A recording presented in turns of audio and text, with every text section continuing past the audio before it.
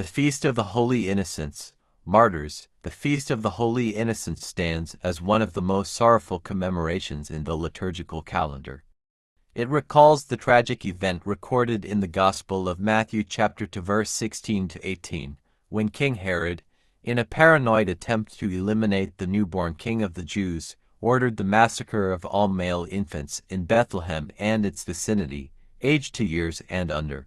This heinous act transformed Bethlehem from a humble village into a place of unspeakable grief, as the cries of mothers mourning their lost children echoed through its streets. These innocent children, though unaware of their sacrifice, became the first martyrs for Christ. In their silence, they bore powerful witness to the truth of the incarnation, that God had entered into human history to redeem and restore. They shed their blood for the one whose blood would ultimately cleanse humanity from sin and free it from the grip of death. The Feast of the Holy Innocents invites us to confront the profound sorrow of innocent suffering. It reminds us of the countless children throughout history who have been victims of violence, neglect, and exploitation. This feast calls us to lament not only the historical tragedy of Herod's massacre, but also the ongoing injustices that rob children of their innocence and lives in our world today. Yet, amid this sorrow, there is hope. The blood of these little martyrs is a foreshadowing of the redemptive sacrifice of Christ. Their lives were not lost in vain. They were a silent proclamation of the salvation to come. The Holy Innocents remind us that no suffering, no matter how senseless, is beyond God's redemptive power. The Feast of the Holy Innocents carries a profound message. 1. The cost of discipleship. From the earliest days of Jesus' life, his presence disrupted the powers of the world.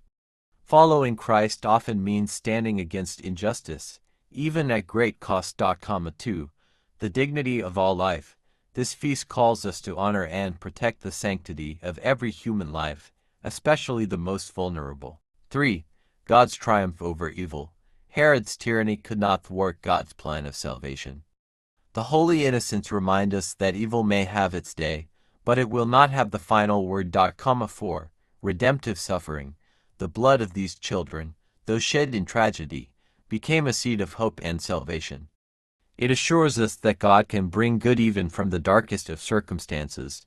As we commemorate the Holy Innocents, let us pray for all children who suffer in our world today, for those caught in war, for the victims of abuse, and for those denied the opportunity to live. Let us renew our commitment to stand against injustice and work toward a world where every child is cherished and protected. May the intercession of the Holy Innocents inspire us to trust in the redemptive power of Christ, whose blood cleanses us from sin and frees us from death.